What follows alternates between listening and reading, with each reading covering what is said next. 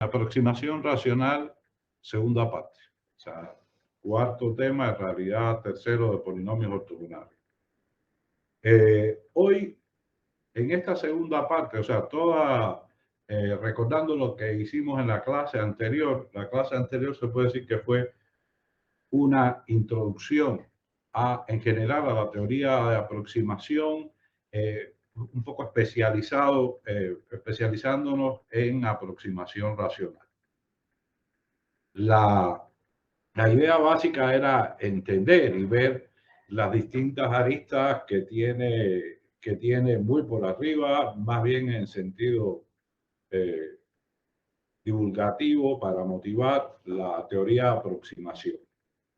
Este tema concretamente y la clase de hoy es muy importante porque, digamos, es una pequeña muestra de toda una serie de cosas que nosotros debemos tener en cuenta en el trabajo de investigación.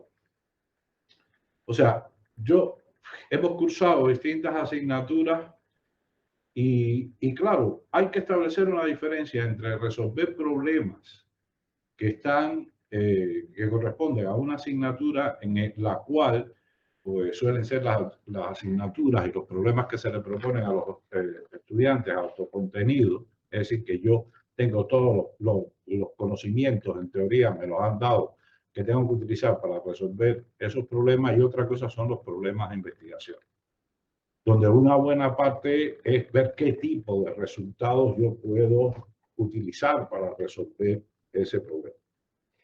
Y esta clase que está centrada en tres demostraciones, suelen ser, yo miro en el seminario, en la página web del seminario, el canal YouTube, y veo que las conferencias de corte divulgativo tienen un número de reproducción impresionante. Y sin embargo, otras que tienen un peso teórico que es parte de lo que hacemos nosotros. O sea, esencialmente, digo, por ejemplo, la de José Manuel, que es una conferencia magnífica sobre temas de un alto calado teórico, sin embargo, tiene muy pocas reproducciones.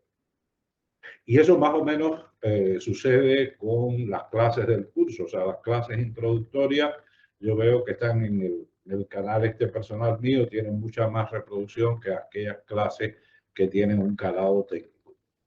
Puede ser esto válido para el público general, pero no para ustedes. El trabajo en demostración es muy importante porque es lo que hacemos, es nuestra esencia. Recorro muy rápidamente lo que vimos en la clase anterior, o sea, hicimos una introducción a fracciones continuas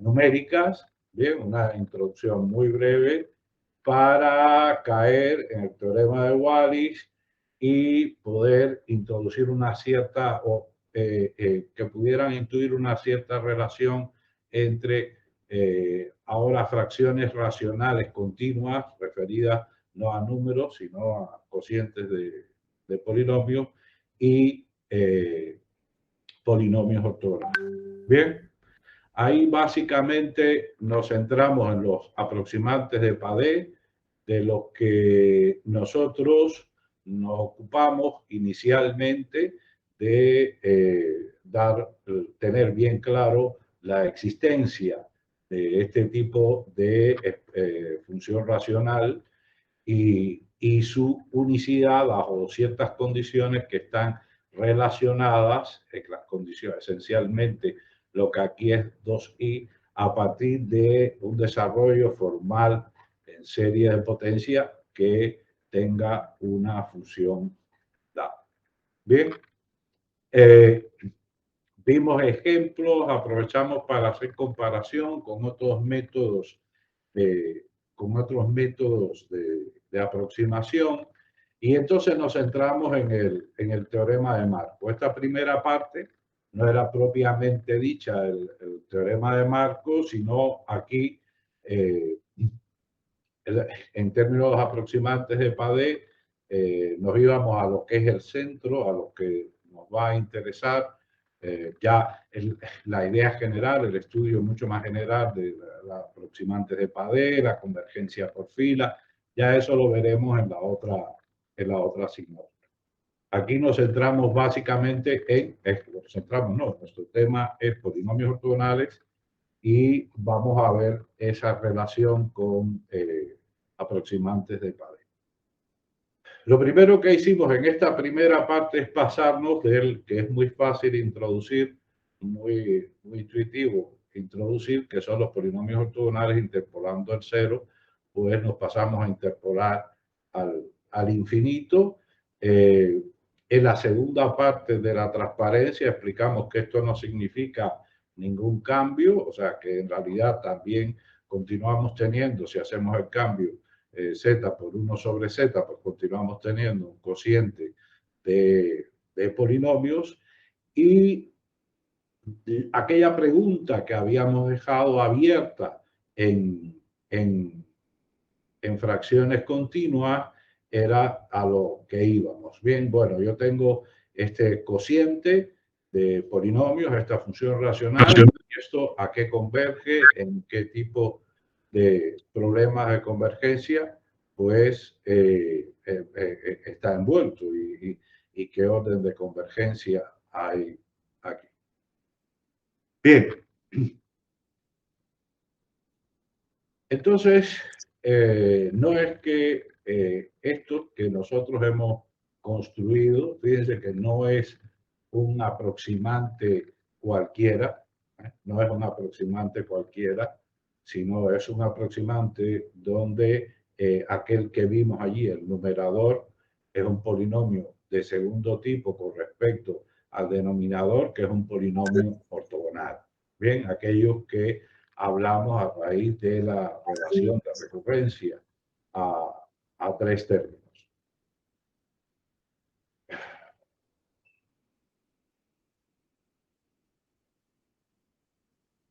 Bien, este tipo de fracción racional va a converger a una cierta clase de funciones, que fue lo último que hicimos, y estas son las que llamamos aquí las funciones de Marco. Bien, las funciones de Marco, que si tengo una medida, la medida mu, pues vienen dadas, digamos, en -1, 1 a través de esta expresión. No es difícil percatarse que, como estoy integrando entre -1 y 1 en función de z, esta mu techo es una función que es holomorfa en el complemento del intervalo -1, 1, incluido el infinito. O sea que es una función holomorfa en el exterior del segmento -1.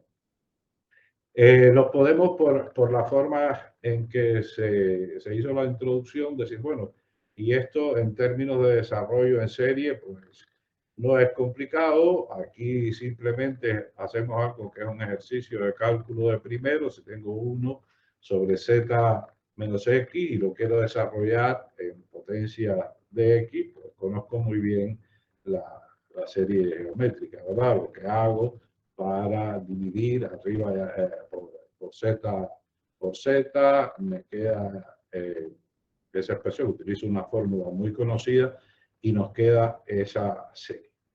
Serie que usualmente nosotros la enfocamos y sabemos que converge para módulo de x menor que 1.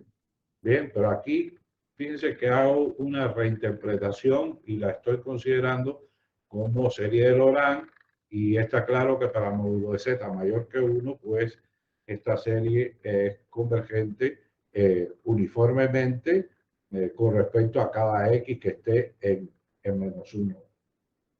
Luego entonces, si yo digamos, núcleo 1 sobre z menos x, que es el núcleo, digamos, de la función de Markov, pues lo sustituyo por su desarrollo en serie. Aquí tendré un cierto desarrollo formal. Interesante lo siguiente, que los coeficientes que van a quedar arriba cuando yo 1 sobre z menos x lo sustituya por esta expresión es la integral de x a la k menos 1 con respecto a la medida mu. Y eso conocemos muy bien que son los momentos de la medida.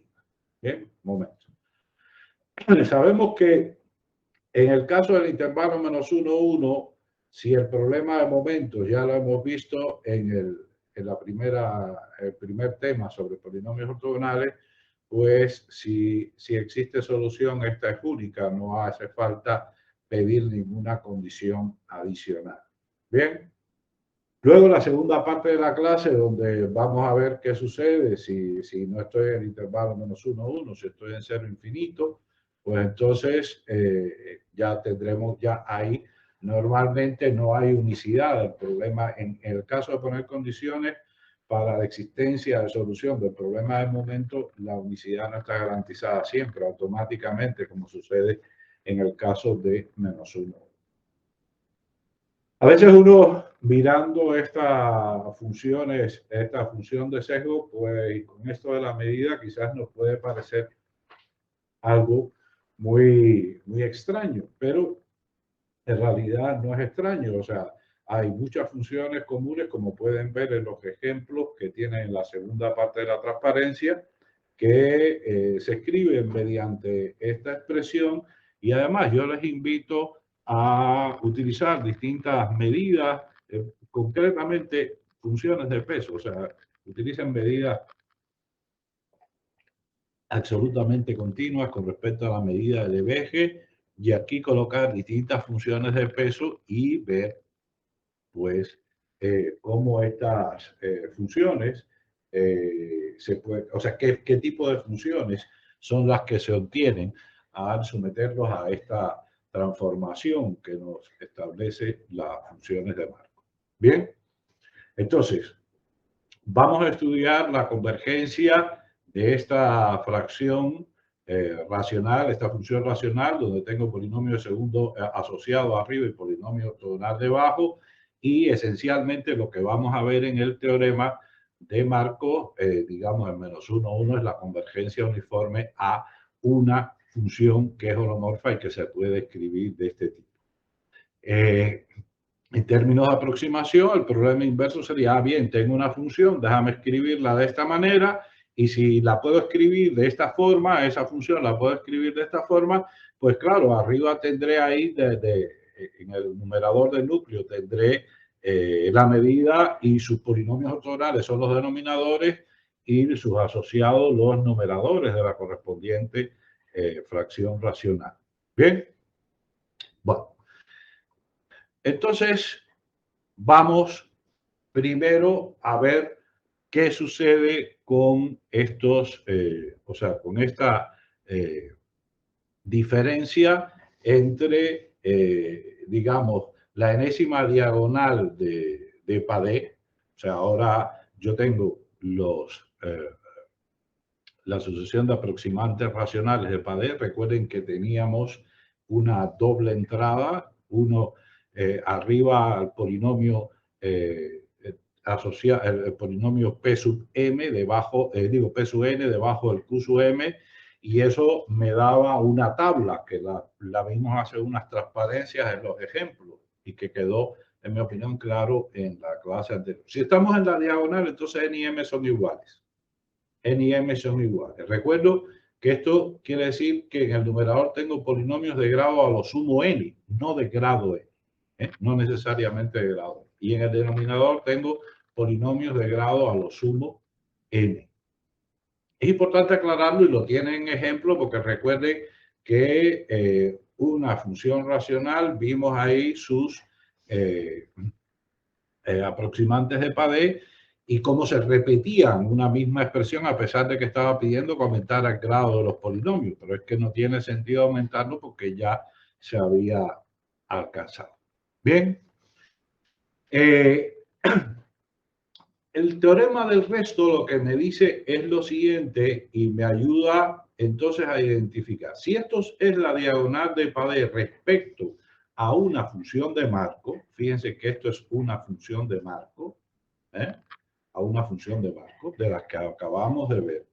Entonces resulta que el polinomio del denominador es el polinomio, el enésimo polinomio ortogonal con respecto a la medida. Y si es el enésimo polinomio ortogonal con respecto a la medida cuya transformada tenemos ahí para, hemos usado para construir la función correspondiente de Markov, bien, pues entonces de grado n. El denominador es de grado n. Bien. Y una fórmula que nos va a ser de mucha ayuda, que es la del resto, que es que si yo cojo la función de Markov y le resto la función racional, la diagonal de PAD, entonces tengo que esa diferencia es un O grande de 1 sobre Z a la 2n menos 1. Cosa que nos va a ser de mucha utilidad. Vamos entonces a ver la demostración de este resultado, pero previamente, para no tenerlo que repetir delante o sea, antes de los dos teoremas que siguen, yo quiero que ustedes observen que aquí en estas demostraciones, y es digamos, el sentido, el peso que tiene en el curso, es un ejemplo de integración de de muchos de los conocimientos que hemos estado dando. Voy a recalcar algunos de ellos que me irán apareciendo. Primero, la fórmula de cuadratura de Gauss-Jacobi. Es decir, que si yo tengo P caligráfica sub 2n más 1, un polinomio de grado menor o igual que 2n más 1, integrado con respecto a la medida mu, pues la fórmula de cuadratura de Gauss-Jacobi me dice que hay unos números especiales, unos números que son muy importantes, que los hemos utilizado ya en ese tema de ortogonalidad sobre R, que me permiten establecer esta fórmula de cuadratura, es decir, que esa integral sería igual a esos números llamados coeficientes de Christoffel que aparecen especificados en la fórmula 9 y los P sub n están evaluados en esos nodos, que esos nodos son los ceros del enésimo polinomio ortogonal con respecto a la medida mu. Así que tengo esa que es una expresión que me interesa. Una de las consecuencias que vamos a utilizar de ese resultado, una de las consecuencias que vamos a utilizar es la proposición 4.3 que ya habíamos visto. Bien, y es que si tengo una medida que está en la clase de las medidas MDE, recuerden que esta era medidas de Fourier positivas y finitas. Bien, pues la sucesión de polinomios ortogonales con respecto a ellos, que es P sub n, y la de sus asociados, los H sub n, cumplen que el cociente de ellos es normal, es decir, está uniformemente acotado para todo Z que esté en el complemento del soporte de la medida. Y ya, como pueden ver ahí debajo, está la demostración, que en este caso depende fuertemente de quiénes son los coeficientes de Christoffel y las propiedades que cumplen los coeficientes de Christoffel. Bien, bueno, eso en ese sentido. Por otro lado, del análisis complejo, pues vamos a utilizar las transformaciones conformes. Transformaciones conformes. Ya no en el próximo tema, pero a partir del siguiente, este tipo de transformación va a ser un recurso que vamos a utilizar de manera reiterada. Aquí, por ejemplo, sobre todo ahora vamos a estar en la transformación z más raíz cuadrada de z al cuadrado menos 1 que me lleva el exterior del segmento en el exterior del disco unidad. Recuerdo aquí, porque va a ser de interés en la clase, que si solo cambio ese signo más por ese signo menos, por un signo menos, ese signo más por un signo menos, que eso es lo mismo que tener 1 sobre esta expresión, ¿ven? 1 sobre esa expresión, Si solo lo cambio, lo que tengo es la transformación conforme del exterior del segmento en el interior del círculo que vamos a utilizar en clase. ¿Bien? Y lo mismo me sucede si en lugar de trabajar en intervalos estuviera trabajando en la semirrecta o estuviera trabajando sobre toda la recta. Por la bondad de propiedades que tiene el círculo, por la bondad de propiedades que tiene la circunferencia unidad, muchas de las técnicas de trabajo sobre todo en teoría asintótica de polinomios ortogonales y en temas de aproximación se basan en viajar al círculo unidad, resolver el problema y regresar con los cambios inversos. Una idea que, si recuerdan el curso de análisis complejo, es lo mismo del caso de la transformación de Minkowski que aparece aquí, ¿verdad? Que es la que va del exterior del círculo en el exterior del segmento. Y que si el círculo está desplazado un poco a la derecha, aquí lo que tendría sería un perfil de ala de avión y que se utiliza mucho en aeronáutica porque, digamos, en nuestro mundo, con nuestras leyes físicas, que un avión tenga alas cilíndricas sería imposible que volar. Bien, pero si tuviera alas cilíndricas, que la sección transversal es una circunferencia, tendríamos muchos recursos y muy buenas propiedades para estudiarla. Y en muchos de estos problemas lo que se hace es se lleva el caso a este espacio arriba, digamos un espacio alienígena donde se transformarían las leyes y los vectores que tendríamos en el plano que está en azul en otra cosa, pero resolvemos el problema y regresamos aquí, nos quedaría el diseño de nuestra ala de avión. Y eso es uno de los clásicos que se utiliza, de los problemas clásicos que se utiliza para motivar la teoría de transformaciones conforme del análisis complejo. ¿Qué más vamos a utilizar? Pues de análisis funcional. De análisis funcional vamos a utilizar sobre todo el segundo bloque de transparencia, la convergencia débil y la convergencia estrella débil. Convergencia débil y convergencia estrella débil. Esto, si no tengo conocimientos de análisis funcional, si no he pasado el curso, si yo pasé por el curso, pero el curso no pasó por mí, y eso es la diferencia entre estudiar para aprender y estudiar para aprobar un examen. Hay que estudiar en estos temas que son muy cercanos a nuestra investigación, hay que estudiar para aprender. No es que yo pase por el curso, es que el curso pase por mí y se quede dentro de mí y yo tenga la literatura adecuada y yo pueda localizar esa información. En especial, aquí vamos a utilizar el teorema de Banach-Aruglu. Bien, el teorema de Banach-Aruglu. Recuerden ustedes mi insistencia porque el curso de funcional llegara hasta aquí. Creo que Wilfredo lo llamó con otro nombre que yo no recuerdo porque no lo conozco así por ese nombre. Bien, el teorema de Banach-Aruglu. Recuerden que estamos hablando aquí de la bola unidad, no en el dual, sino en el dual del dual. No en el dual, sino en el dual del dual. O sea que aquí eso debemos tener claro siempre, porque además lo utilizamos mucho en la demostración de resultados, convergencia débil y convergencia estrella débil.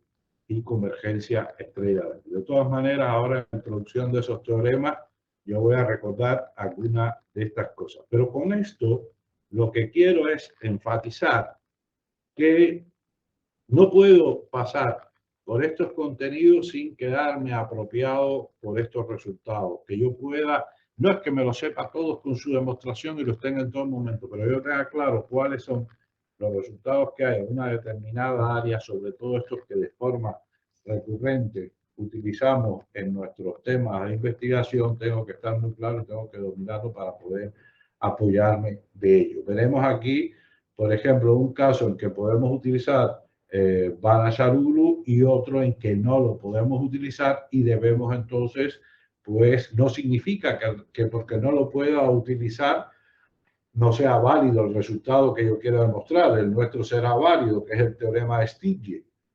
Bien, pero vamos a tener que escaparnos, utilizar una vía alternativa para probar el resultado. Eso es lo único que significa que la técnica esta de Banacharulu, que en un caso me funcionó, en otro no tiene por qué funcionar. Bien, bueno, regresamos entonces a el teorema del resto. Si tengo la función de marco menos el aproximante de Padé de la diagonal correspondiente, resulta que el resto de la diferencia entre ellos dos, cosa que siempre los teoremas del resto son muy importantes en teoría de aproximación. Si yo esta mutecho la sustituyo por pi sub n, ¿qué tipo de error estoy cometiendo? Bien, sabemos que ya lo vimos en la primera parte, que hay errores propios de la utilización del ordenador que son inevitables, pero luego están los nuestros. Luego están los nuestros con el diseño del método de aproximación que voy a utilizar. Por eso, conocer el resto es algo importante. O sea, conocer el resto de la función que vamos a aproximar menos el aproximante es uno de los teoremas básicos con los que empieza la aproximación polinomial, la aproximación por spline, la aproximación por polinomios trigonométricos, la aproximación por fracciones racionales, funciones racionales. Bien, bueno, vamos a la demostración. Vamos a la demostración, que es la esencia de esta clase. Aquí dije que tendríamos 3 demostraciones. Vamos a suponer que, como ya conocemos, fíjense que lo único que conozco es que los pi sub n son la enésima, pi sub n es la enésima diagonal del aproximante de Padé con respecto a una función de marco, y obviamente si conozco la función de marco sé cuál es la medida, ¿no?, que viene dada en esa transformación. Vamos a suponer que tengo los Ln, que son los polinomios ortogonales mónicos con respecto a esa medida. Es decir, que la integral de Ln por xk desde k igual 0 hasta n menos 1 es igual a 0. Sabemos muy bien que polinomios ortogonales de grado n, que sus ceros son simples y están contenidos en la envoltura convexa del soporte. Tema 1 de esta asignatura, ¿verdad? Tema 1 de esta asignatura. Fíjense que todo esto es consecuencia de la recurrencia a 3 términos, la cual es consecuencia de que el producto es estándar, es decir, que el producto escalar es simétrico con respecto al operador de multiplicación por la variable independiente x. O sea, como algo tan simple que me aparecía a la izquierda de la primera transparencia, esta donde estaba el título de la primera clase para decir que es estándar, como algo aparentemente elemental tiene toda una serie de consecuencias. Tiene una serie de consecuencias y permite obtener una serie de resultados. Además, sabemos que los ceros de polinomios consecutivos se entrelazan. Bien, los ceros de polinomios consecutivos se entrelazan. Todas esas propiedades básicas de los polinomios ortogonales que hemos estudiado. Vamos a considerar entonces ahora U sub n, que es el polinomio de segundo tipo o asociado con respecto a Ln. Sabemos muy bien, ya lo vimos en esa clase, que ese es un polinomio de grado a lo sumo n menos 1. Bien. Y vamos entonces a analizar la diferencia entre Ln por mu techo menos U sub n. Ya aquí, por la forma en que se definieron anteriormente los aproximantes del Padé, está claro qué es lo que estamos pretendiendo.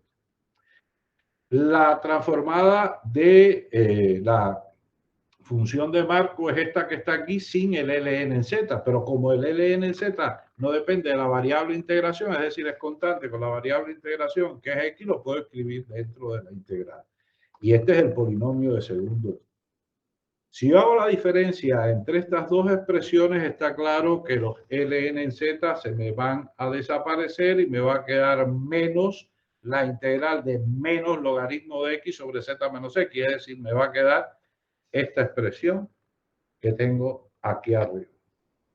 Por ortogonalidad, este que está aquí, con respecto a x, es un polinomio de grado n-1. Ln es de grado n, pero z menos ln sobre z menos x, está claro que el polinomio que está en el numerador en z se basa en 0, así que estoy dividiendo entre uno de esos ceros, quiere decir que eso se puede simplificar y ahí lo que me queda es un polinomio de grado n-1 a lo sumo.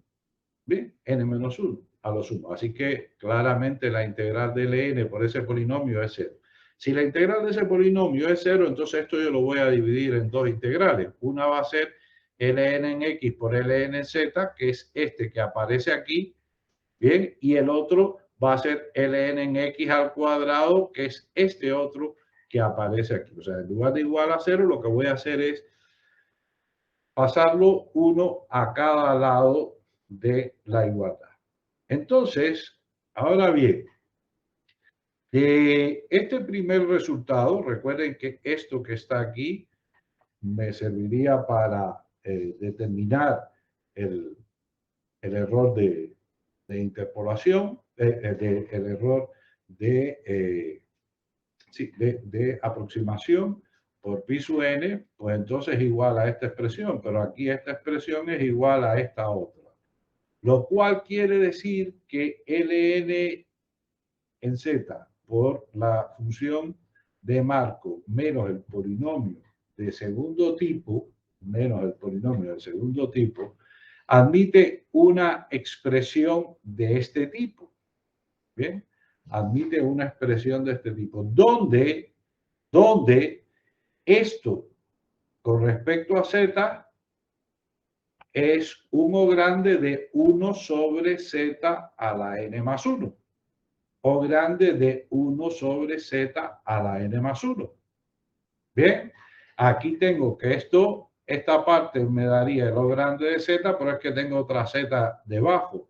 Así que el polinomio que está en el denominador como polinomio en z es un polinomio de grado 2n más 1. Recuerden que estoy interpolando en el infinito. Bien, esto significa que esta diferencia tiene un 0 en el infinito de multiplicidad n más 1. Pero ahora bien, vamos entonces a dividir toda esta expresión por Ln en z.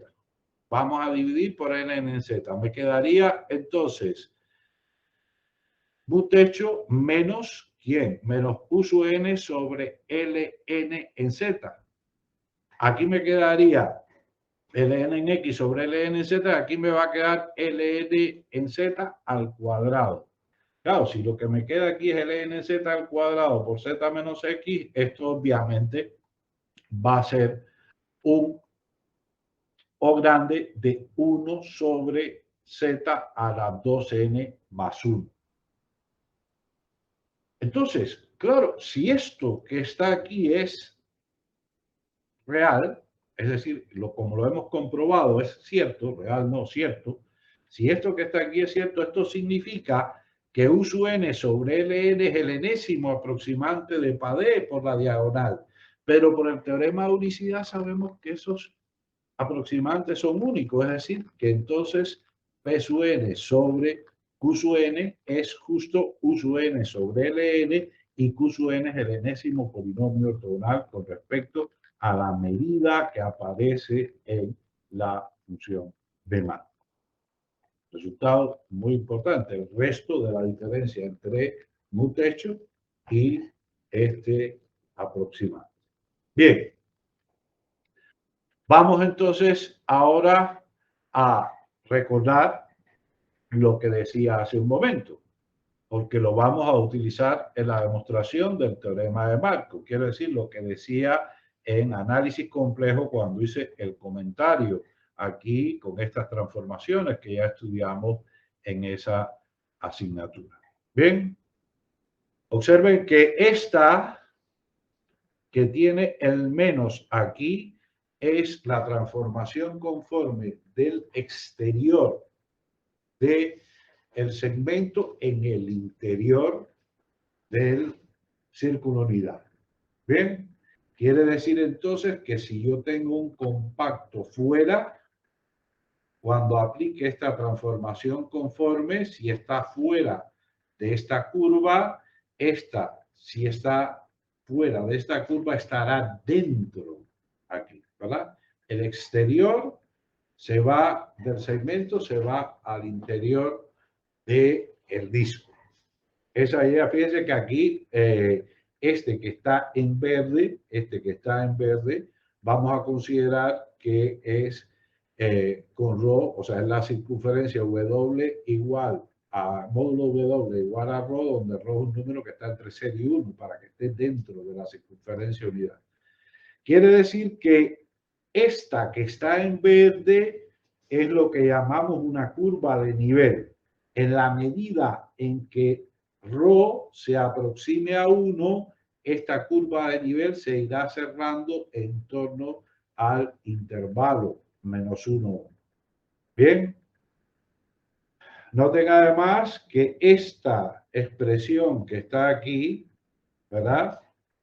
Tiene un cero simple en el infinito. Pensamos que aquí, si pensamos que z tiende a infinito, tengo una indeterminación del tipo, del tipo infinito menos infinito, pero multiplicando, como repiten los estudiantes del primer año, arriba y abajo, por la conjugada, está claro que lo que tendríamos sería que esto es 1 sobre z más la raíz cuadrada z al cuadrado menos 1, es decir, 1 sobre lo que hemos llamado desde el curso phi en z. Recuerden que phi techo es la que va al interior y esta es la que va al exterior. Transforma el exterior del segmento en el exterior de la circunferencia unidad. Tiene un cero simple en el infinito. Bien, vamos entonces al teorema de Markov. Teorema de Markov, cuya demostración, como veremos, está en realidad uno, pero ¿qué elemental? Bueno, también es que he ido sacando de la demostración toda una serie de resultados que han aparecido como propiedades o como otros teoremas para que la idea de la demostración quede bien simple. Es muy importante, muy importante, y concretamente en el caso de Carlos, que tiene este tipo de problemas de aproximación racional, entender muy bien esta demostración. Sin entender esta demostración, que es claramente entendible con los conocimientos que ustedes tienen, no podemos sobre ella elaborar nuevos resultados. Recuerden que en matemática, a diferencia de otras ciencias, no negamos a los antecesores, sino reconocemos su trabajo, utilizamos ese trabajo y sobre sus hombros es que elaboramos nuevos resultados. ¿Y qué digo? ¿Por qué digo esto? Aquí hay un artículo conocido ya con el trabajo de ustedes, estaba trabajando con ustedes, que es este de aproximación racional y ortogonal tipo sobre, con Abel Díaz González y bueno, y vuestro colega Ignacio Pérez Izquierdo. Esta es una demostración de una versión del teorema que vamos a ver de Markov para el caso sobre. Esta la van a entender. Aquí pasarán trabajo. Es difícil con la formación que ustedes tienen al momento, hasta este momento, que sean capaces de entender todos los detalles de esta demostración. Pero es importante que le tiren un vistazo antes de continuar, le tiren un vistazo a este artículo para ver cómo estas cosas que detrás de esto, la base, la idea en la cual está inspirada es la demostración que en unos momentos vamos a estudiar. Ya está inspirada en esa demostración. ¿Qué es lo equivalente en este artículo a la fórmula de cuadratura? ¿Cuáles serían los equivalentes a los números de Christoffel que van a jugar un papel fundamental? ¿Bien? Y que si los vemos en este trabajo, no se me van a parecer en nada a los números de Christoffel que los que estamos trabajando en la asignatura en contenidos que son básicos. Yo no puedo avanzar en investigación porque, como dije al inicio, los problemas de investigación no son ejercicios para los cuales yo tengo todo el conocimiento. Yo tengo que, y no es que diga, ah, sí, sí, porque mira, yo me voy a estudiar este porque sé que con este voy a demostrar algo. Eso es un absurdo. Tienes que conocer las técnicas de trabajo de tu área, estudiar en profundidad las demostraciones para poder tener ideas. No podemos confundir eso con los primeros problemas básicos que se le han puesto, los problemas de asignatura, que son problemas que básicamente el único conocimiento es el análisis clásico, ¿ven? El análisis matemático clásico. Es que no hay, para poder generalizar los resultados hay que conocer los clásicos, los resultados básicos muy bien. Bueno, regreso entonces al teorema. Teorema de Markov me dice lo siguiente. Vamos a suponer que la envoltura convexa del soporte de la medida es el intervalo -1. Bien. Recuerden que esto no es ninguna limitación, sin pérdida de generalidad, porque si es cualquier otro intervalo, lo que haríamos sería un rescalamiento. Entonces, el cociente de P sub n sobre Q sub n, donde Q sub n son los polinomios ortogonales con respecto a la medida mu y los P sub n, los polinomios asociados o de segundo tipo, convergen uniformemente a la correspondiente, uniformemente sobre sus conjuntos compactos, que no es lo mismo que uniformemente. Recuerden que eso ya lo vimos en análisis complejo, o sea, convergencia uniforme sobre sus conjuntos compactos, bien, del complemento del intervalo -1. Hay convergencia uniforme. Convergencia uniforme, recuerden ustedes que es la más potente de las convergencias, los métodos de convergencia con los que usualmente trabajamos.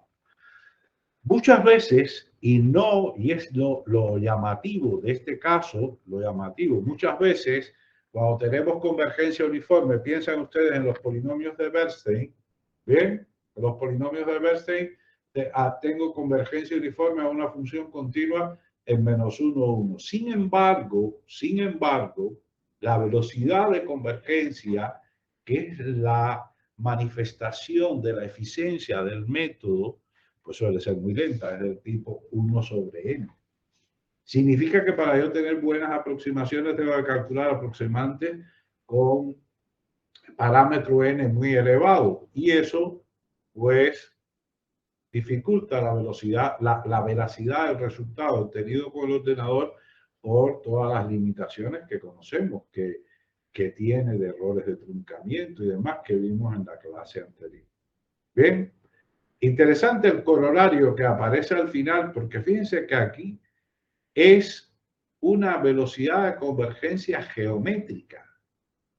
¿Qué quiere decir geométrica? Que la norma uniforme de la diferencia entre ellos dos tiende a cero como un número que esté entre 0 y 1 elevado a la n cuando n tiende a infinito. Eso es lo que es orden de convergencia geométrica. Muy, muy rápido, muy rápido. Bien. Bueno, del teorema del resto para la demostración sabemos que el denominador es ortogonal y que los P sub n son los polinomios de segundo tipo. Bien. De la propiedad de los polinomios de segundo tipo, que lo vimos al inicio de esta clase, se lo recordé, pues sabemos que el cociente de P sub n sobre Q sub n es normal, es una familia normal, y como las mu son holomorfas en el complemento, el soporte de la medida, pues está claro que la diferencia entre ellas dos es una familia normal. Bien. Si hay una familia normal, sabemos muy bien que de toda sucesión podemos traernos a ver una subsucesión convergente y que lo que tendríamos que probar es que todos los límites, convergen, todas estas sucesiones convergen puntualmente a un mismo límite. Bien, vamos entonces a considerar la que ya hemos especificado, la phi techo. La phi techo es la que transforma conformemente el exterior de menos 1, 1, incluido el infinito, que es el que se transforma en el 0, en el interior del disco unidad. ¿Bien? Aquí consideramos que estamos en la rama de la raíz, donde raíz de 1 es 1. Vamos entonces a considerar la curva de nivel gamma sub rho, que ya la hemos descrito anteriormente con rho entre menos 1 y 1, donde vamos a considerar que rho está suficientemente cerca de 1 de manera que el compacto, como en las imágenes que les acabo de mostrar, quede fuera de la curva de nivel. Si el compacto queda fuera, entonces al transformarlo mediante phi techo me quedará dentro de el círculo unidad y en el interior de la circunferencia de radio rho. Bien, en el interior de la circunferencia de radio rho. O sea, entonces, por eso obviamente para todo z que esté en el compacto, su imagen va a ser en valor absoluto menor que rho. Entonces, para z que esté sobre la curva de nivel, si z está sobre la curva de nivel, yo voy a tomar aquí esta diferencia, la diferencia entre mu techo y pi sub n, bien, que conozco que es un O grande de 1 sobre z a la 2n más 1, y la voy a dividir entre phi techo a la 2n más 1 en valor absoluto. Bien. Está claro que en ese caso, como es una familia normal, que ya lo hemos visto arriba, ya lo hemos mencionado, pues hay una constante que no depende de n, tal que el valor absoluto de esto que está aquí es menor o igual, del numerador es menor o igual que rho. Y si z está sobre la curva de nivel, entonces está claro que phi techo en z es igual a rho. Así que lo que me queda es rho a la 2n más 1. Entonces, significa que esto se cumple sobre la frontera de la región en la que estoy trabajando, ¿verdad? Que es justo la curva de nivel gamma. ¿Bien? La curva de nivel gamma que está definida por rho, que lo tomo suficientemente cercano a 1. Ahora bien, como este cociente de funciones es analítica fuera de menos 1, 1, piensen que lo que tiene, no tiene ningún problema, este es holomorfa. Y esta tiene problemas en los ceros del polinomio que aparece en el denominador, el q sub n. Pero el q sub n es un polinomio ortogonal. ¿Y sus ceros dónde están? Ortogonal con respecto a una medida en menos 1, 1. ¿Sus ceros dónde están? Sus ceros están en menos 1, 1. Y si sus ceros están en menos 1, 1, entonces no hay ningún problema. Esta no me produce ningún tipo de indeterminación. ¿Bien? No me produce ningún tipo de indeterminación. La que tengo debajo, pues me preocuparía en los lugares donde pueda anularse. Bien, pues donde pueda anularse. Pero ahí no tengo ningún tipo de problema porque conocemos que esta lo que hace es llevarme el exterior del segmento en el exterior en el interior de la circunferencia unidad, y aquí la única posibilidad, como estoy fuera del segmento, solo no tendría ningún tipo de problema, solo en el infinito es donde voy a tener en cero. Por el principio del módulo máximo, entonces esto se me va a cumplir para todo z en el compacto K. Por tanto, esto lo que quiere decir es que para todo z que está en K, se cumple esta diferencia que está aquí. Tomemos entonces supremo, en este módulo supremo, aquí en todo esto tomemos supremo con z que pertenece a K. Aquí lo que me quedaría sería la norma uniforme, que es menor o igual que phi techo en z sobre K partido rho. Rho es un número que está entre 0 y 1, ¿verdad? Pero este que está aquí, como el compacto está, recuerden que esto lo escogimos de manera que el compacto estuviera fuera. Por tanto, el compacto se transforma en algo que está dentro de la circunferencia W igual a ρ. Quiere decir que esto que he marcado en amarillo es menor que 1. Entonces, cuando n tiende a infinito, lo que tengo aquí en amarillo elevado a la 2n más 1 es un número un número positivo, que es menor que 1. Número positivo que es menor que 1, cuando n tiende a infinito, tiende a 0. Fíjense que de paso, no solo es que he demostrado la convergencia uniforme, sino que ya aquí, en esta última parte, está demostrado justo el resultado de la velocidad de convergencia. Repito, estas ideas, entenderlas, estudiarlo al detalle en la próxima clase, cualquier duda que tengan sobre esta demostración, pero esta es una demostración que hay que conocer. Y luego pasar la vista sobre este artículo para ver cómo en un determinado contexto, como lo hizo Guillermo en otro contexto en los 80 con la aproximación multipuntual.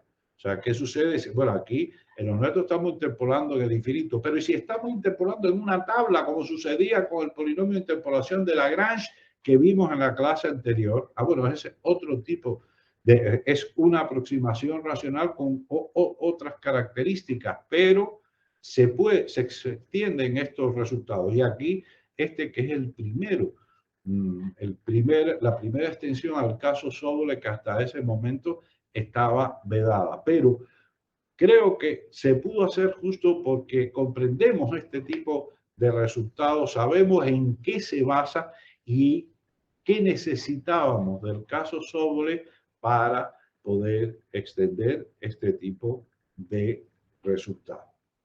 Bien, pasamos entonces al teorema de Stiglitz.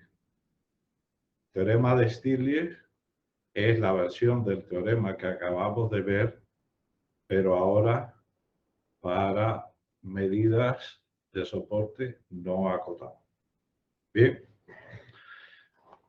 Para el teorema de Stiglitz, pues ya aquí la situación, como siempre, como hemos visto desde el problema de momento, siempre en el caso no acotado, caso, digamos, de los clásicos que tienen Edward con Smith y Juan Hernández con Laguerre, ¿verdad? Que son los ejemplos de polinomios terminales clásicos con medidas soportadas sobre el segmento, la recta real.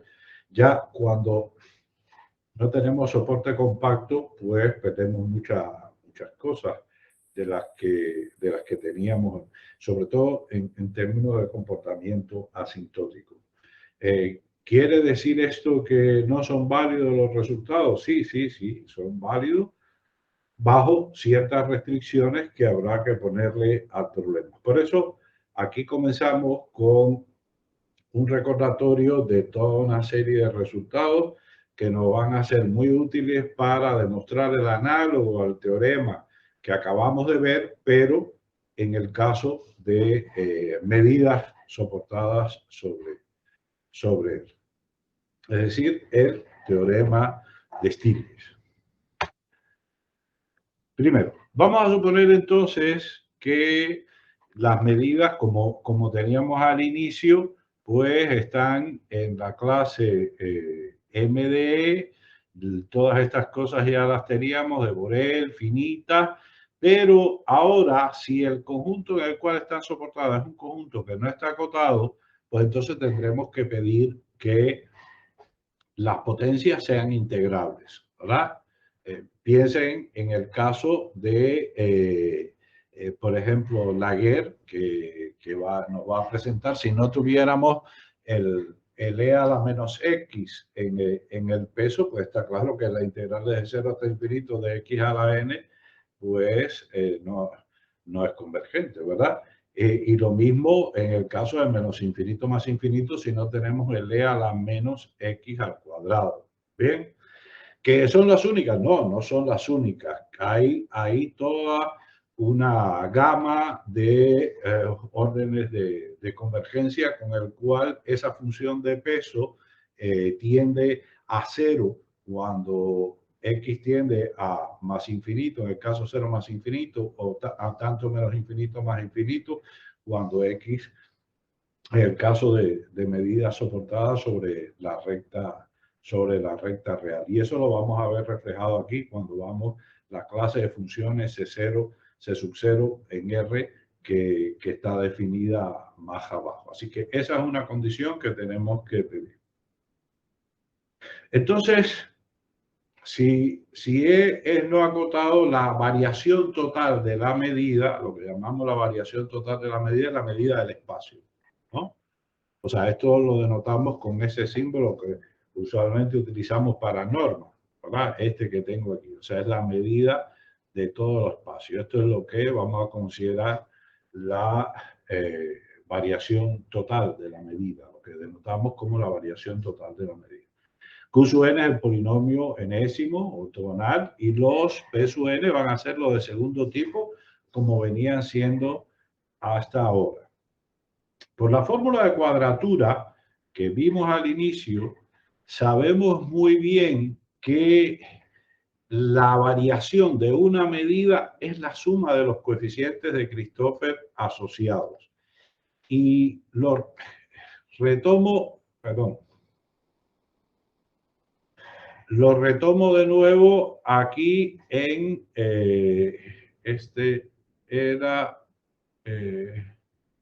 lo recuerdo de nuevo aquí, ¿verdad? Tengo la fórmula de cuadratura.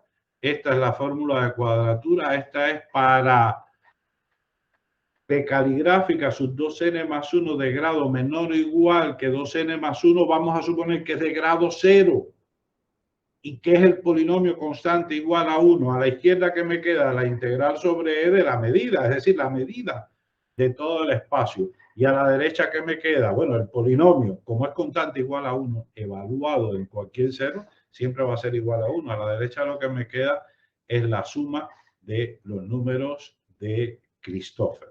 Bien, así que entonces cuando hablemos de la variación de una medida bajo estas condiciones, lo que estamos hablando es de la suma de los coeficientes de Christoffel. La suma de los coeficientes de Christoffel de un orden n, no importa cuál sea el n, que siempre el valor va a ser el mismo. Bien, aquí como usual, la delta x va a ser la medida de probabilidad, o sea, 1 si x está en el conjunto A y 0 si x no está en el conjunto A. Bien, entonces vamos a aprovechar esta situación y vamos a construir una medida discreta que tiene la misma variación que mu. Bien, tiene la misma variación que mu porque vamos a anotar por lambda sub n. Bien, vamos a anotar por lambda sub n la suma desde k igual 1 hasta n de estos pesos, que son los números de Christoffel, por la medida de probabilidad de Dirac centrada en cada uno de los ceros del enésimo polinomio ortogonal. Recuerden que esta lo que quiere decir es que si x es igual, porque allí arriba teníamos A, pero aquí A es un conjunto formado por un solo elemento, el jésimo polinomio del enésimo polinomio ortogonal, x sub nj, jésimo cero del enésimo polinomio ortogonal. Bien, entonces tengo que esta delta va a ser igual a 1 si x es igual, o sea, si el conjunto es S0 y 0 en cualquier otro caso. Notemos lo que decía hace un momento. La variación total de esta sucesión de medidas, porque aquí n puede variar, pero sin embargo la variación es constante. La variación es la variación de la medida mu con la cual fueron generadas a través de la fórmula de recurrencia de Gauss-Jacobi. C sub 0 en R es el espacio de todas las funciones continuas que tienden a cero en el infinito. Recuerdo, además, que la convergencia estrella débil, decimos que estas medidas lambda n convergen a una cierta medida en la topología estrella débil o weak stack de medidas. Por eso es importante la formación que se les dio en análisis funcional, pero que eso no sea agua pasada, que eso lo mantengan claro. Eso nos hace falta. Esa es una herramienta fundamental. Eso significa que cualquiera sea la función continua que yo tengo que tiende a cero en el infinito, es decir, que el infinito se va a cero, entonces el límite cuando n tiende a infinito, observen ustedes que si la medida fuera constante, si el n estuviera en G, estaríamos hablando de funcionales, pero aquí esto está en el dual del dual. Esto es una sucesión de funcionales. Cada vez que cambie n, tengo un funcional diferente. ¿Bien? Entonces lo que quiere decir que cualquiera sea la función continua que yo coloque ahí debajo, nosotros colocaremos en la demostración una en específico, la que necesitamos para probar nuestros resultados, porque aquí no estamos en el curso de análisis funcional, donde se demuestra este tipo de cosas de carácter general. Aquí tendremos una función en particular que nos va a interesar. El límite, entonces hay convergencia de lambda n a lambda, a una cierta lambda, sí existe, sí, para cualquiera sea la función continua que se anula en el infinito, pues tengo que el límite de la integral de g sub n por el lambda n, o sea, la medida lambda n es igual a la integral de g en lambda. Bien, el teorema de Banach-Lulú ya lo vimos hace un momento. Recuerden que debajo se lo especifico, tema 0, sección 1, 2, 5. Bien, sección 1, 2, 5. Garantiza la complejidad, la compacidad estrella débil de la bola unidad y obviamente de cualquier otra bola. Bien, aquí cuando trabajamos con la bola unidad es como cuando en totalidad trabajamos con el intervalo menos 1, 1. Lo único que hace falta es rescalar. En la bola unidad del espacio de las medidas. Bola unidad del espacio de las medidas. El espacio de las medidas, no el espacio de las funciones. Bien. Entonces, el teorema de Stiglitz viene a decirnos exactamente lo mismo que nos decía el teorema de Markov, solo que ahora, si tengo una medida finita de Borel de soporte real, para la cual el problema de momento está determinado. Fíjense que esto ya se los había advertido, Aquí necesitamos poner la condición, que generalmente esta condición, y los invito a que revisen en los apuntes que yo les di de el tema 0, el primero, 1.1, donde vimos resultados de medida y habían resultados de problema de momento, la condición de Carreman. La condición de Carreman es la condición suficiente, es una condición suficiente para garantizar que el problema de momento esté determinado. Es decir, que tenga solución única. Porque si no, la medida mu esta de ortogonalidad de los polinomios podría ser otra cualquiera. Bien, podría ser otra cualquiera. Recuerden que esto va vía problema de momentos. Así que, y bueno, y por supuesto, el curso que les impartió el profesor Ignacio, que estoy absolutamente convencido que incluyó el teorema de Carreman, que es muy interesante para nosotros, es una herramienta muy fuerte porque es lo que nos garantiza problema de momento determinado. Y lo que estamos como tesis del teorema exactamente la misma que teníamos de Markov. Entonces, pi sub n, que es el cociente de los polinomios asociados entre los ortogonales, converge uniformemente a la transformada de Stiglitz en este caso, la función de Stiglitz en este caso, uniformemente sobre compactos que están contenidos en el complemento al soporte de la envoltura convexa del soporte de la medida. Bien, vamos a la demostración, que es la última parte de la clase y que es un poco más larga que la anterior porque no hemos ido preparando suficientemente, ¿verdad? Con estos resultados que yo fui incorporando. Bien, conocemos muy bien Y esto también lo usamos en el teorema anterior y se lo mostré al inicio por la proposición 4.3, que el cociente de polinomio asociado entre P sub n es una familia normal de funciones, el complemento de la envoltura convexa del soporte de la medida. Luego, entonces, para demostrar el teorema es suficiente demostrar que toda subsucesión convergente converge puntualmente, toda subsucesión convergente converge puntualmente a mu sobre un conjunto de puntos de acumulación del complemento de la envoltura convexa del soporte de la medida. Seleccionemos una tal sucesión convergente. Claro, uno puede decir, bueno, ¿y esta sucesión convergente por qué va a existir? Seleccionemos una tal sucesión convergente. Bien, claro, esta existe por el teorema de Van Haluglu, lo que vimos al inicio, por la importante de la formación teórica que tenemos que tener. Nos podemos desgastar demostrando algo que es consecuencia de uno de los resultados cardinales del análisis funcional. Así que la existencia de lambda prima ya la tenemos garantizada. Bien. Primero, vamos a demostrar que la medida lambda, recuerde que la medida lambda es el límite de las medidas discretas que tienen masa en los ceros del polinomio ortogonal enésimo y el peso es igual al coeficiente de Christoffel, la que vimos no en esta transparencia, sino anteriormente.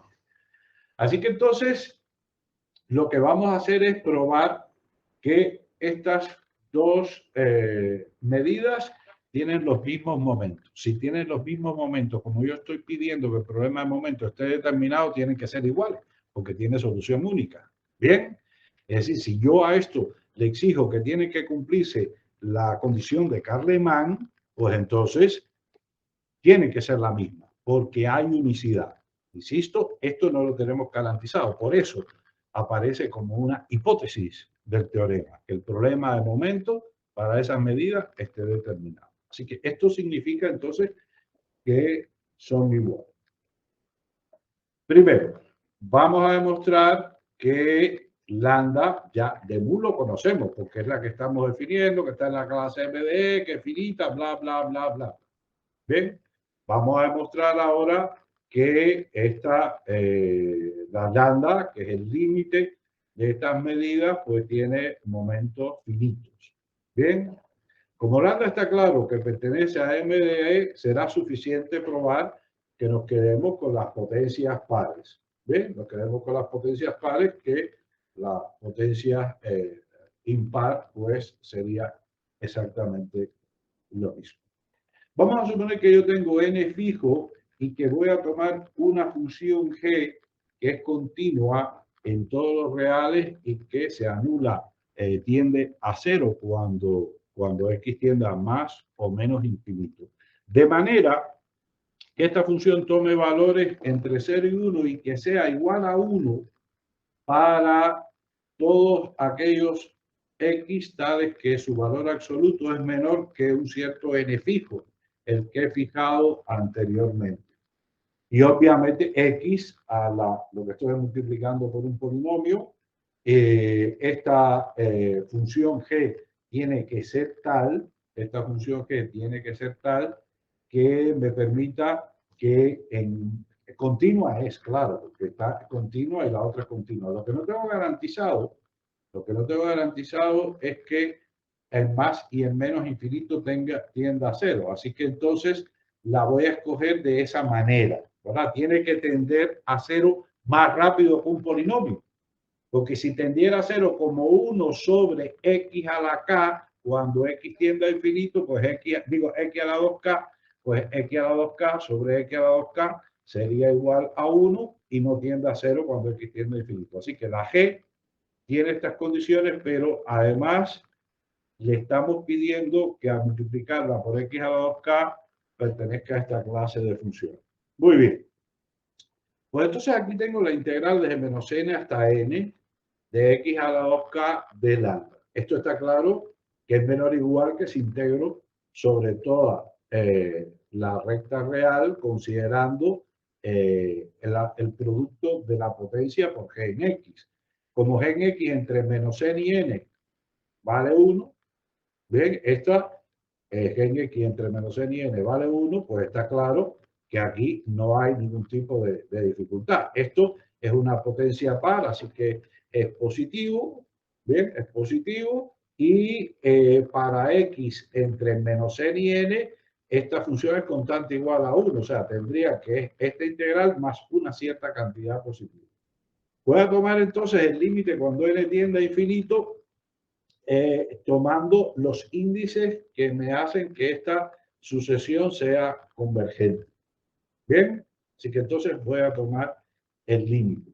Si tomo el límite de esa cantidad, como esto que está aquí está entre 0 y 1, está claro que eso es menor o igual que si yo quito g.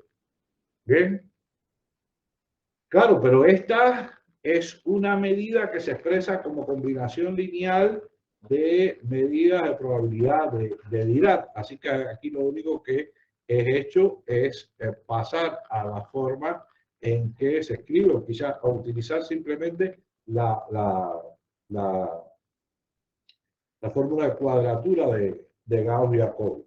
Bien, pero esto es muy simple. O sea, esta es la recta de Dirac y simplemente lo que hago es reescribirla. Y esto que tengo aquí, por la fórmula de cuadratura de Gauss-Jacobi, no es más que el momento 2K de la medida mu, que esto le vamos a llamar C sub 2K, que sabemos que es finito. Es decir, nosotros, nuestra medida tiene que tener momentos finitos. Lo pedimos arriba al inicio cuando dijimos que las potencias tenían que estar en la clase L1, es decir, que fueran integrables. Así que esto que está aquí está claro. Pero observen ustedes que lo que tienen a la derecha, esto que ustedes tienen a la derecha aquí, no depende de n grande. Y esto que está aquí sí depende de n grande. Luego, si yo tomo límite cuando n tiende a infinito, está claro que tenemos esta primera condición. Esta es una medida con momentos finitos. Con momentos finitos. Lo cual quiere decir que esta también cumple aquella condición que nosotros pedíamos de que las potencias fueran integrables con respecto a la medida. Bien, nos vamos a la segunda. Perfecto. Entonces, vamos a probar que el límite cuando n perteneciendo a la sucesión, a los índices de la sucesión que es convergente, porque recuerden que nuestro objetivo es probar que toda sucesión convergente tiene el mismo límite sobre el punto de acumulación sobre el conjunto que están en un punto de acumulación del complemento de la envoltura convexa del soporte de la medida. Bien. Uno puede decir, bueno, es que esto es no, esto no es Banach-Lulu, esto no es Banach-Lulu porque recuerden ustedes que estas funciones, las potencias, no están en la clase de funciones continuas que se anulan en el infinito. ¿Ven? Cuyo límite en el infinito es igual a 0. O sea, justo por eso en los Laguerre necesitamos que aparezca el peso e a la menos x o en el bit el e a la menos x al cuadrado para que estas exponenciales anulen las pretensiones que tienen los polinomios, las potencias, de irse a más o menos infinito en cuando x tiende a más infinito o menos infinito. Es decir, que tenga sentido la integral. Bueno, estamos en lo de arriba, vamos a tomar el módulo de la diferencia. Esto es menor o igual y aquí lo que voy a hacer es sumar y restar g. Lo pueden ver en detalle, es solo un procedimiento algebraico y tomar que el módulo de la integral es menor o igual que la integral del módulo y que el módulo de una suma es menor o igual que la suma de los módulos de cada uno de los sumandos. Eso es lo único que he aplicado ahí de manera conveniente. Bien, sumando y restando g en x y ya, eso es lo único que he hecho. Vamos a suponer entonces que epsilon es mayor que 0, cualquiera, y que n es suficientemente grande y que g pues está ahí en la clase esta de funciones cuyo límite es más o menos infinito, tiende a cero y que es tal que a multiplicar el valor absoluto de x a la k por 1 menos g en x, eso es menor que epsilon por el valor absoluto de x a la 2k, para todo x que pertenece a R, lo cual no es ninguna dificultad porque recuerden que estamos tomando g con valores entre 0 y 1, lo que necesitaríamos que, o sea, para epsilon arbitrario está claro que puedo escoger una función de este tipo que esté suficientemente cerca de 1 que me garantice esa expresión. De la relación que teníamos, la desigualdad que teníamos ahí arriba, entonces la continuamos. O sea, aquí lo que estoy haciendo es tomar esta, pues es menor o igual. Ahora cada una de estas las voy a utilizar esta relación para mayorarlas, ¿verdad? Y lo que me queda es esta expresión, o sea, un puro procedimiento algebraico. De lo que ya sabíamos que tienen los mismos momentos y por tanto son las mismas medidas y de la fórmula de cuadratura, pues entonces tenemos que el límite superior de integral de x a la k de mu sub k menos la integral de x a la k de mu sub k es menor que epsilon por la constante C2k, la constante que es igual al valor del momento x a la k con respecto a la medida mu. Como epsilon es arbitrario, pues está claro que tomando el límite cuando epsilon tiende a cero, tenemos entonces A2.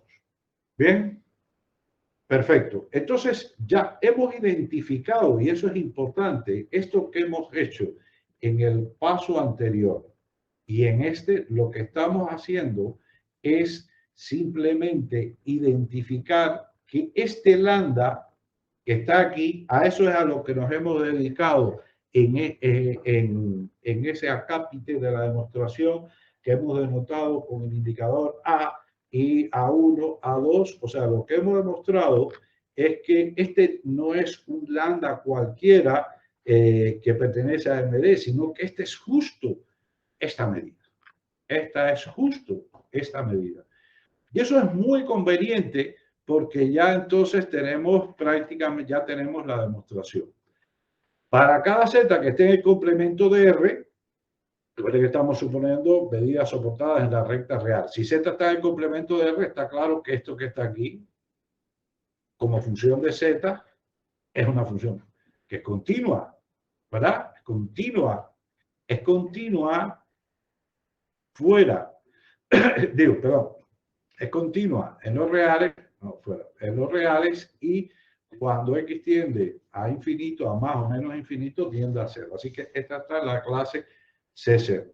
Bien, de la descomposición de pi en fracciones simples, de composición que ya conocíamos. Esta, recuerden ustedes que es la demostración del teorema que les enseñé, donde probamos que el cociente de P sub n sobre Q sub n está uniformemente acotado. Bien, o sea, me refiero a la proposición 4.3 de la primera clase que les recordé, de la primera clase de polinomios ortogonales, no la de fundamentos que hicimos. Bien, o sea que de esta descomposición tengo entonces que pi sub n se puede escribir de esta manera, pero estos que están aquí, si no es más esto que está aquí, si utilizo la expresión en términos de las delta, no es más que la integral con respecto a lambda sub n, la medida esta discreta de los z menos x, teniendo n en esta subsucesión, tomando los índices en los cuales sé que la subsucesión es convergente. Pero ¿esto qué cosa sería? Esto sería entonces la integral de, es decir, la función de Stiglitz con respecto a lambda. Pero ¿quién es lambda? Si lo que acabamos de ver ahora hace un momento es que lambda es mu.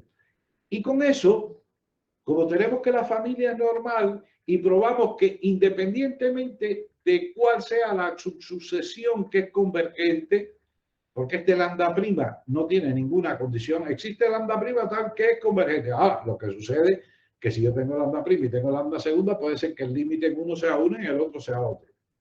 Pero lambda prima no he puesto ninguna restricción, así que independientemente de cuál sea, siempre el límite va a ser el mismo. Y con eso queda demostrado el teorema de Stiglitz. Una clase muy importante, esta que hemos tenido hoy, porque es una prueba de integración de todo lo que hemos visto, los conocimientos que hemos visto anteriormente, de cómo en el trabajo de investigación yo tengo que ser capaz y conocedor y apropiarme de conocimientos que tienen que formar parte de mí, porque las ideas para resolver un problema no me vienen por inspiración divina, sino tengo que centrarme, tengo que conocer ese tipo de cosas y cómo a partir de lo conocido elaboramos el nuevo conocimiento. Bien, la literatura sobre el tema tienen, en el caso de aproximación racional, tienen los apuntes del curso de Guillermo, Teoría Constructiva, que dio en la Universidad de Coimbra, en Portugal. El libro nuestro es breve, o sea, tiene algo como lo que yo he visto aquí, pero no abunda mucho. Yo creo que, digamos, el clásico para estudiar aproximación racional y ortogonalidad y este tipo, y extenderse en este tipo de resultados es el libro de Nikisin y Sorokin, la tercera referencia, en la perspectiva, el enfoque que yo le he dado aquí y que corresponde al que le dimos Guillermo y yo en el curso a este tema.